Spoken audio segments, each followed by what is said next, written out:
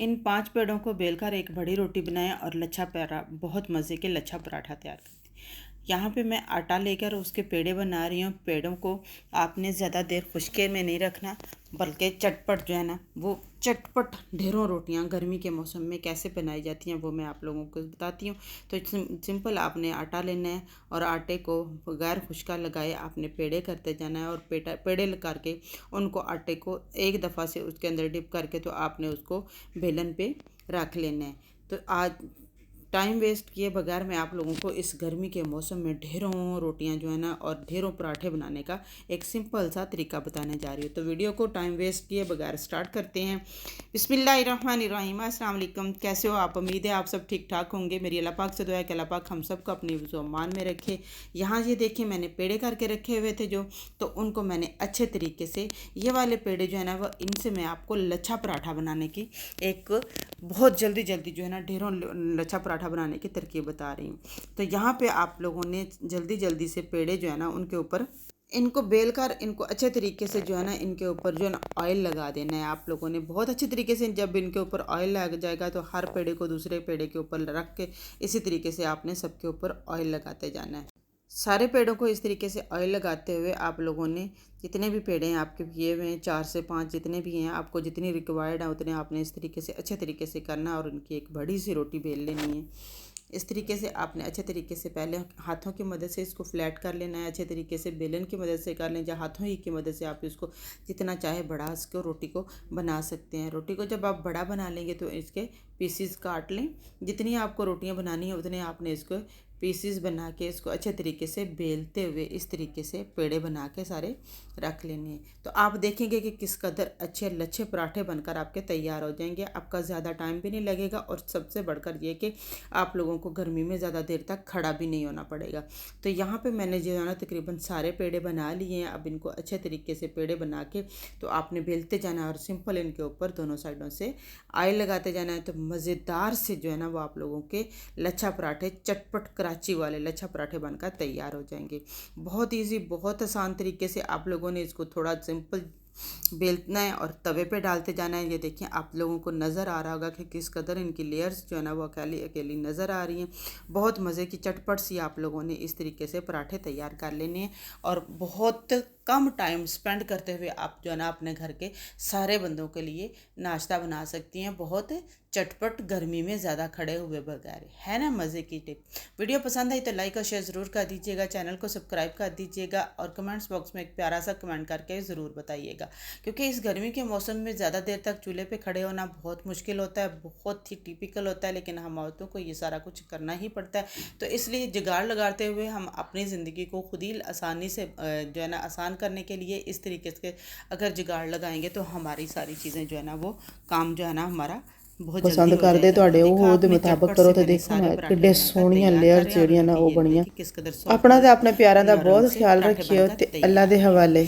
तो next tip जो है ना वो रोटी बनाने की है। तो सिंपल आप लोगों ने यहाँ पे जल्दी जल्दी से ना पेड़े कर लेने हैं। जितने आपको रिक्वायर्ड है उतने ही पेड़े करने हैं, क्योंकि जब रोटी जो है ना वो उसके ऊपर ज़्यादा खुश्का लगा हुआ होता है तो बिल्कुल खाने को दिल नहीं करता उसका।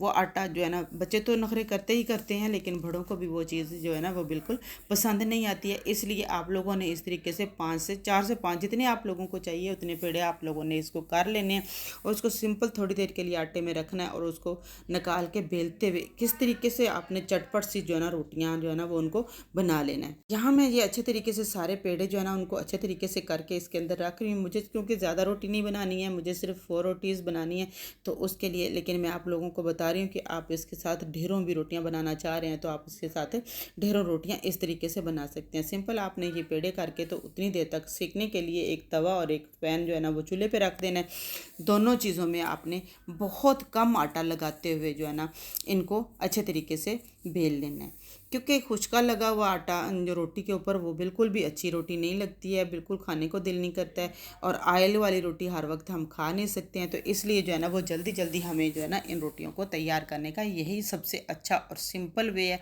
इसी तरीके से आप लोगों ने अच्छे तरीके से आप लोगों के सामने मैंने पेड़े कर लिए।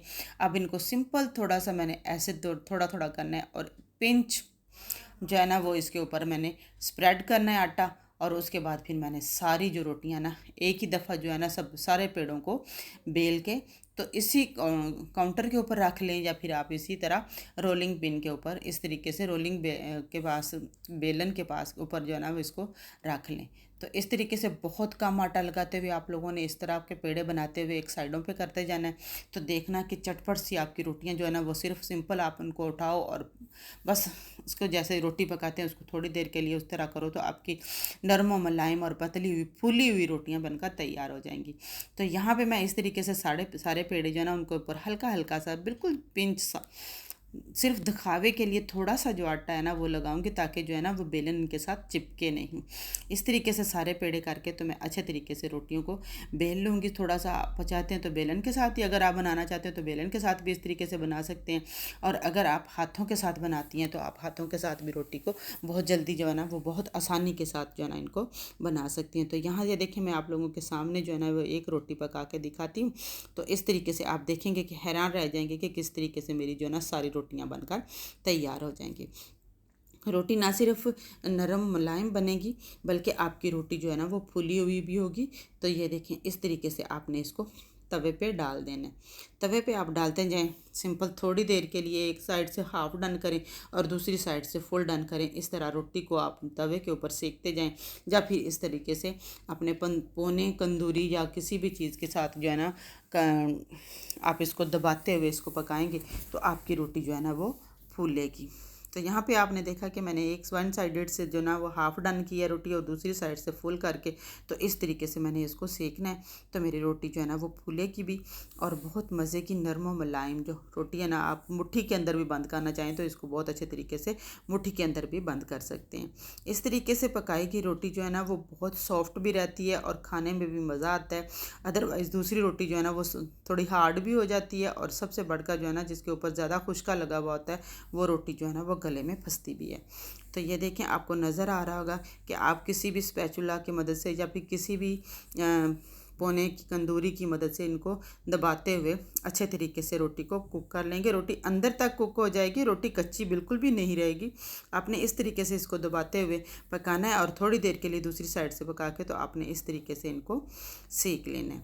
इस तरीके से सेकेंगी रोटी तो रोटी जो है ना वो ना सिर्फ सॉफ्ट बनेगी बल्कि बहुत ही नरम और बहुत ही फूली हुई सी रोटी आपको बनकर तैयार हो जाएगी। होप आप लोगों को मेरी ये रेमेडी या मेरी ये टिप जो है ना वो अच्छी लगेगी। अच्छी लगी तो लाइक और शेयर ज़रूर कर दीजिएगा, चैनल को सब्सक्राइब कर दीजिएगा और कमेंट्स बॉक्स में कमेंट करके ज़रूर बताइएगा कि आपको मेरी ये टिप या ट्रिक कैसी लगी। ये देखिए मैंने दूसरी साइड से अब दोबारा करके आप लोगों को दिखा रही थी।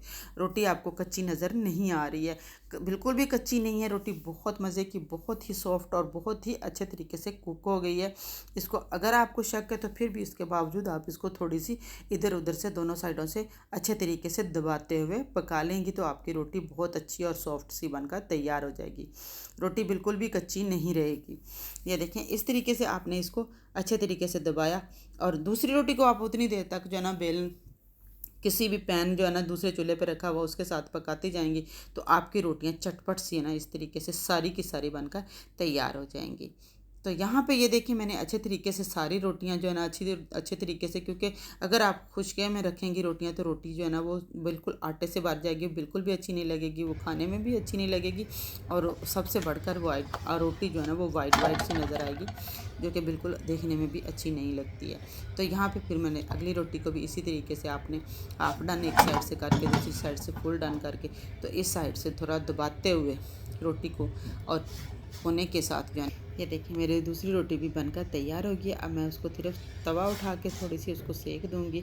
इस तरीके से रोटी सेकना चाहते हैं तो आप इस तरीके से भी सेक सकते हैं। अगर इसको आप कोने के साथ दबाकर रोटी सेकना चाहते हैं तो आप उस तरीके से भी रोटी जो है ना दबाकर पकाएंगे तो भी बहुत अच्छी और बहुत फुली और बहुत सॉफ्ट सी रोटी बनकर तैयार हो जाएगी आपकी।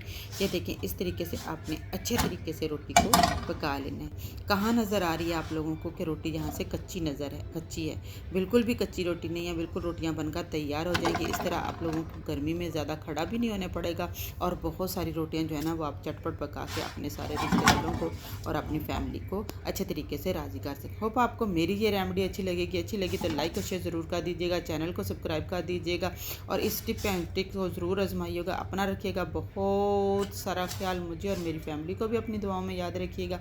मिलते हैं फिर नेक्स्ट किसी अच्छी वीडियो के साथ, तब तक के लिए इजाज़त दीजिए। अल्लाह हाफिज़।